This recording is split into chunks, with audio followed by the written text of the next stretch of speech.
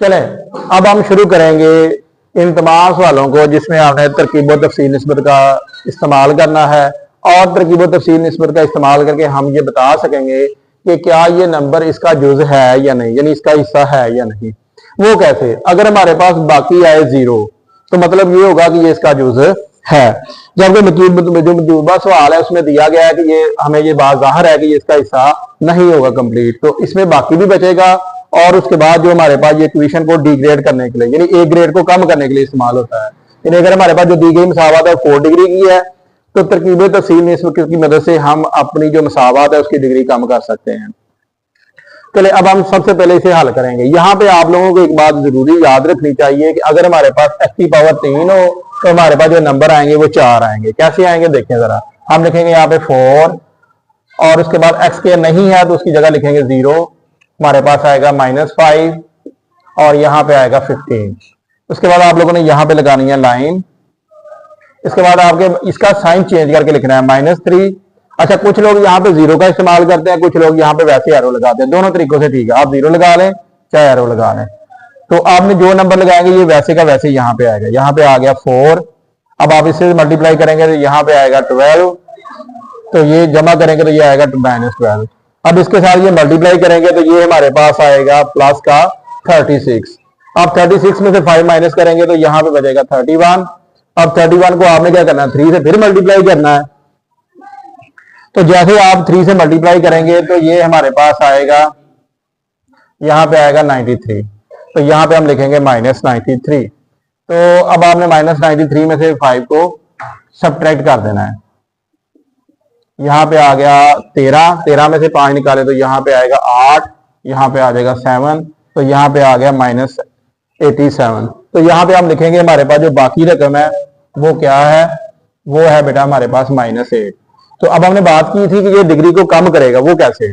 इसकी निशानी ये सबसे पहले ये होती है कि आप लोग नंबर काउंट करें। यहाँ पे हमारे पास 4 होने चाहिए थे नंबर, अब आप काउंट 1 2 3 नंबर है, मतलब हमारे पास जो डिग्री है वो कम हो गया 2 बन गई। अब यानी ये हमारे पास 3 दर्जा इक्वेशन थी, एक दफा करने से हमारे पास 2 दर्जा इक्वेशन बन चुकी है। तो यहाँ पे हम लिखेंगे हासिल किस्मत, तो ये आएगा 4x² -12x + 31। तो ये बेटा हमारा एक सवाल था, ये हमारा कंप्लीट हो गया। चले हमारा नेक्स्ट क्वेश्चन करते हैं। चले अब दोबारा हम एक और सवाल के साथ आए हैं जिसमें हमने इसकी डिग्री भी कम करनी है और हमने ये साबित करना है कि क्या इसका जुज ये है या नहीं। एक बात याद रखें, अगर ये इसका जुज हुआ तो जो हमारे पास आंसर आएगा यानी जो बाकी बचेगा वो 0 होना चाहिए। वो कैसे होना चाहिए देखें। सबसे पहले हम सिंपल सवाल की बात करते हैं। देखिए अगर हमारे पास 8 है, 2 से डिवाइड करें तो 4 आता है और बाकी बचता है हमारे पास 0। तो आप याद रखें जिस सवाल का भी बाकी 0 बचे तो मतलब वो पहली रकम का हिस्सा होता है। अब हम अपने सवाल की तरफ करेंगे। सबसे पहला काम जो आप लोगों ने लिखना है, अब आपने देखें हमारे पास 3 पावर है तो नंबर काउंट करें 1 2 3 4 नंबर है। अब आप इनकी अद्दी सा लिखें, यहाँ पे 1 1 -7 + 2।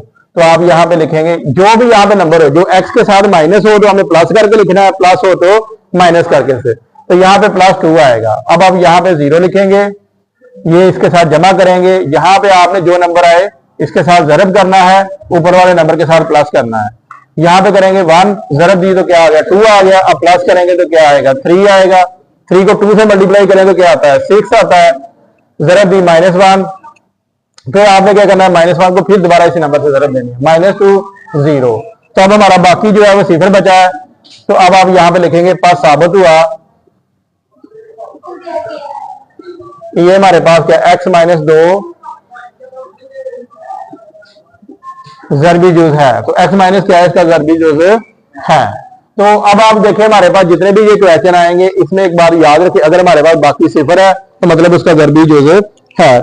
अब हम बात करें हमारे पास एक और क्वेश्चन है, उसमें हमारे पास x4 + x3 - x3। तो अब आप देखें इस सवाल में जो सबसे अहम और टेक्निकल बात है वो है इसके नंबर का कम होना।